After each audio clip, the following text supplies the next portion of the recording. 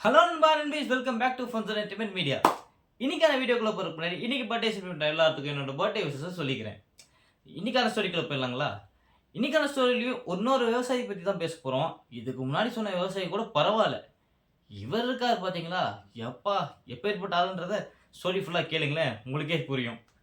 அதாவது அந்த விவசாயி கொஞ்சம் இடம், பெரிய இடமே தான் வச்சிருக்காரு. அவருக்கு நல்ல காசும் சம்பாதிக்கவும் செய்கிறாரு. பட் என்ன பண்ணுறாருன்னா, அந்த சம்பாரிச்சு நல்லா கோல்டு காயினா வாங்கி என்ன பண்றாரு, வீட்டுக்குள்ள லாக்கர்லாம் வச்சு அத மறைச்சு வைக்காம, வீட்டுக்கு வெளியில குழி தோண்டி, அதுல வந்து தினமும் அந்த காயின வந்து பதுக்கி வச்சுட்டு இருக்காரு. பதுக்கி வச்சது கூட பரவாயில்லைங்க. அவரு அத என்ன பண்றாருன்னா, இன்னைக்கு வச்சத அடுத்த நாள் காலையில திரும்ப பறிச்சு, அந்த இடத்துல இருக்கான்னு வேற செக் பண்ணிக்கிறது. இதுவே ரெகுலரா பண்ணிக்கிட்டே இருக்காரு. இத பார்த்துக்கிட்டு இருந்த ஒரு திருடன், இத என்னைக்காவது ஒரு நாள் அவேஸ் பண்ணிரணும்டா அப்படின்னு பிளான் பண்றான்.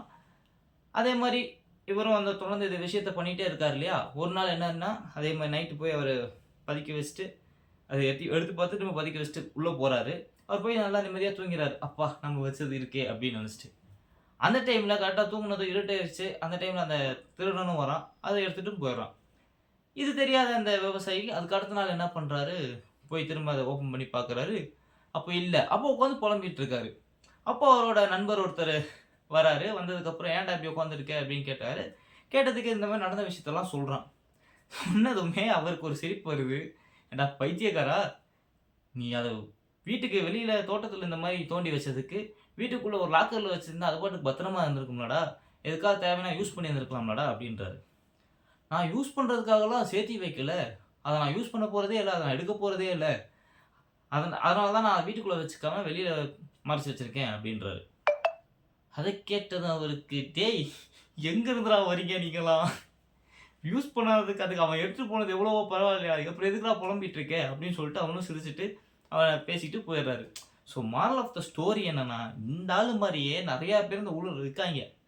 அதாவது எப்படின்னா, அவங்க பாட்டுக்கு சம்பாரிப்பானுங்க. கோடி கோடியா சம்பாரிப்பானுங்க. அத சம்பாரிச்சு என்ன பண்றான்னு அவனுங்களுக்கும் தெரியாது. அது அத லாக்கர்ல வச்சு, அது ஏறி ஏறி ஏறி இருக்க தான் செய்யுமே தவிர, அத வச்சு ஒண்ணும் பண்ண மாட்டானுங்க. அதுக்கு இல்லாதவங்களுக்கு குடுத்துட்டு போனா கூட பிரச்சனை இல்ல. ஸோ, நமக்கு தேவையா இருக்குன்னா, அத சேமிங்க. தேவையில்லைன்னா, தயவு செஞ்சு அத சேமிக்காதீங்க. இல்லாதவங்களுக்காவது குடுங்க. அது அது மத்தவங்களுக்காவது யூஸ் ஆகட்டுமே! அப்டின்றத சொல்லிட்டு இந்த வீடியோவ நான் எண்ட் பண்ணிக்கிறேன். ஸோ, இந்த ஸ்டோரி உங்களுக்கு பிடிச்சிருந்தா லைக் பண்ணுங்க, ஷேர் பண்ணுங்க. மறக்காம நம்ம சேனல சப்ஸ்கிரைப் பண்ணிருங்க. அடுத்த ஸ்டோரில உங்கள வந்து சந்திக்கிறேன். அதுவரைக்கும் டாடா பை பை சொல்லிக்கிறது நான் உங்க பாலா. அண்ட் இது நம்ம ஃபன் ஜோன் என்டர்டெயின்மென்ட் மீடியா. பாய்.